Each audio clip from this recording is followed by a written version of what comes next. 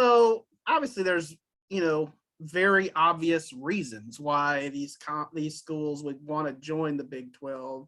It looks like the Big 12 will still remain a, quote unquote Power 5 conference. I've heard people, Bob Bowlesby has said that's more of a label than anything, but they certainly do have some voting, rights and things that go into being a Power 5 conference. So for you guys, what are the biggest reasons that, specifically Houston and UCF might want to join the Big 12? I would say the biggest thing for UCF is the fan base. UCF has 300,000 living alumni, which is pretty remarkable. It's a lot of people who are alive and they're young.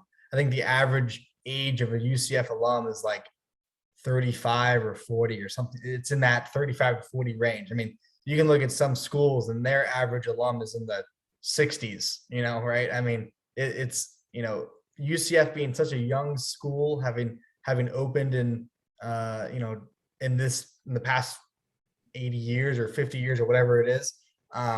You have a large fan base, obviously, because UCF has the most number of students. I think it's the largest, maybe up there with Arizona State at 70,000 enrolled.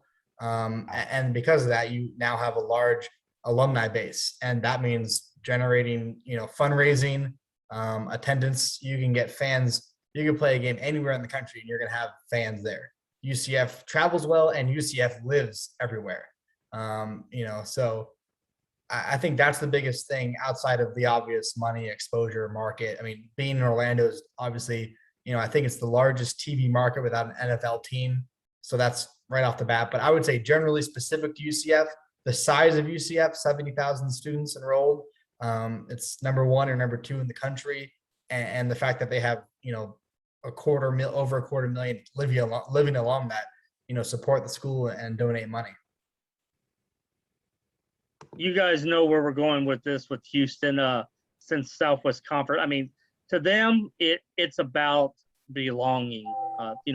They have felt like, they've gotten either the runaround, the shaft, been ignored, whatever you want to use to describe it. But it's sort of validation now that, we're in a Power 5. Now, it may not be Power 5 that they thought, but it's going to be the Power 5. And, but at the same time, I'd love to be in the athletic director's office in year 3 when they click on the bank account and you see the difference between that $7 million payout and, whatever it's going to be, 25 million, 20 million, because, we shouldn't, discount the financial part of it, because, all 3 of these American schools are going to see a huge windfall when it comes to the money there and sort of. But you look at what Cincinnati's doing in football. I mean, without without the Big 12 money as it is, they've gotten some renovations and some facility upgrades, and they've got the number 2 team in the country. So it can be done without that money. But can you imagine when they do have it? What they'll be able to do. So, between exposure, money, and just that designation now that, you can actually get into the playoff. I think those are all combinations that are high on Houston's list of why this move makes sense and is worth it. Yeah, no doubt. John and I have talked about it. I mean, these 4 schools make a lot of sense to me for the Big 12. And obviously Houston was one that was up for consideration before. And, I know the Cougars were not, happy when they got snubbed the last time the Big 12 kind of went through all this. I think that money piece, Joseph, that you mentioned is the biggest reason that it made sense for the Big 12 to actually stick together. Because there was talk at certain times when the conference was looking like it might crumble again, that the American might poach, some of these Big 12 schools. Well, the Big 12's TV deal is a lot bigger than the Americans' deal. And granted, some of that is based on Texas and Oklahoma being in the league, but nevertheless, it did make sense. I thought the Big 12 did a smart thing by sticking together and then, trying to go out and be aggressive for once, because a lot of times I would say, John, you said it, they kind of sat on their hands the last time of realignment, right? Oh, I thought it was kind of embarrassing. All those schools, kind of presented their best face to the Big 12, showed why they should be in it. And then they didn't accept any of them. I thought that was a real embarrassment to the league. And I'm glad. I think they could have added 4 better schools than this. Yeah, no doubt. Go ahead, Joseph. No, Brice, I was also interested, and John would know this because he covered the Southwest Conference.